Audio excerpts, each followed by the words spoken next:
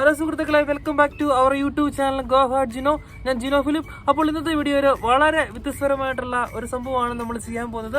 സാധാരണ മരുഭൂമികളിലൊന്നും വാഴ കാണാറില്ല. അപ്പോൾ ഇന്നത്തെ വീഡിയോയിൽ നമ്മളൊരു വാഴ നടാൻ പോവുകയാണ്.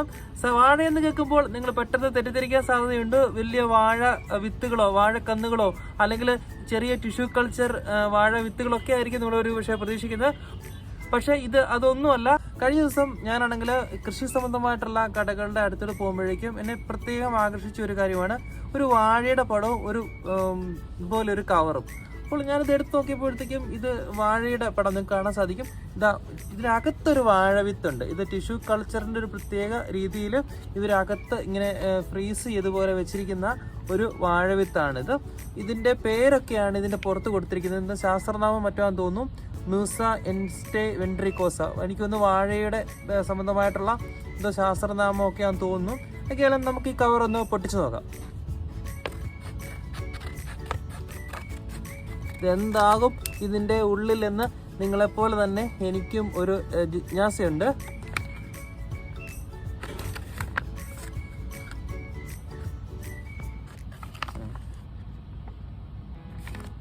ഇതെന്താ സംഭവം? ഇതിനകത്ത് ഞാൻ പ്രതീക്ഷിച്ചത് വേറെ ഒരു സംഭവമായിരുന്നു. പക്ഷെ ഇതിനകത്ത് രണ്ട് കുരുകൾ പോലെ ഒരു സംഭവമാണ് കേട്ടോ.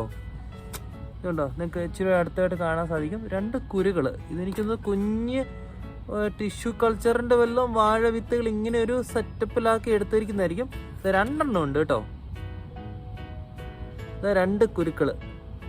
ഇതാണ് ഇവർ ഉദ്ദേശിച്ച വാഴ വിത്ത്. ഏതൊക്കെയാലും നമുക്കൊന്ന് പരീക്ഷിച്ച് നോക്കാം. അപ്പോൾ ആദ്യമായിട്ടായിരിക്കും ഇങ്ങനത്തെ ഒരു വാഴവിത്ത് നിങ്ങൾ കാണുന്നത്, ഞാനും ആദ്യമായിട്ടാണ് കാണുന്നത്. ഞാൻ പ്രതീക്ഷിച്ച് ഇത്രയുള്ള തൈ പോലെ എന്തൊരു സാധനം വല്ലതും ആയിരിക്കുമെന്നാണ്. പക്ഷേ ഒന്നുമല്ല, അടിപൊളി.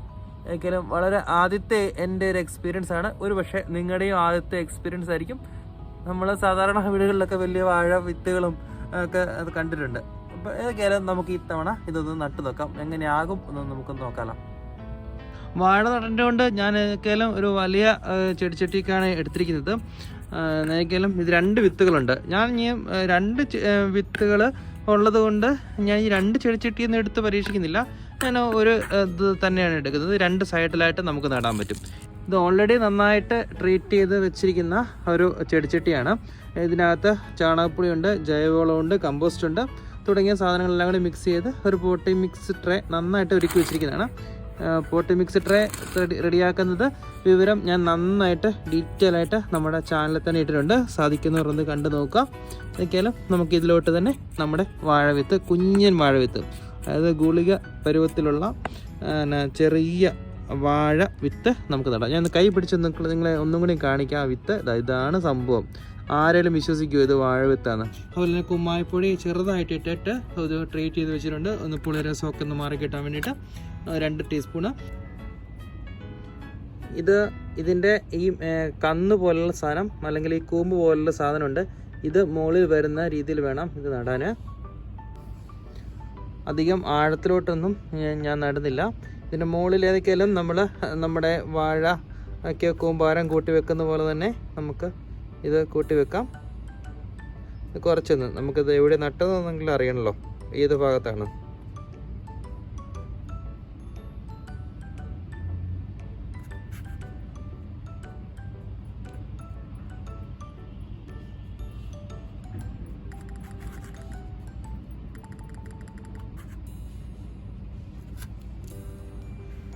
ഇവിടെയാണ് നമ്മൾ നട്ടിരിക്കുന്നത്.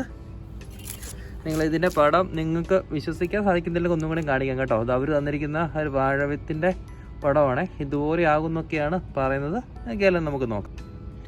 ഇനി നമുക്ക് അല്പം വെള്ളവും കൂടി ഒഴിച്ചു കൊടുക്കാം.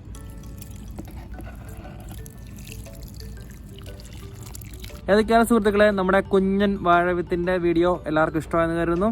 ചാനൽ സബ്സ്ക്രൈബ് ചെയ്യാത്തവർ സബ്സ്ക്രൈബ് ചെയ്യാം. എല്ലാവർക്കും ബൈ ബൈ.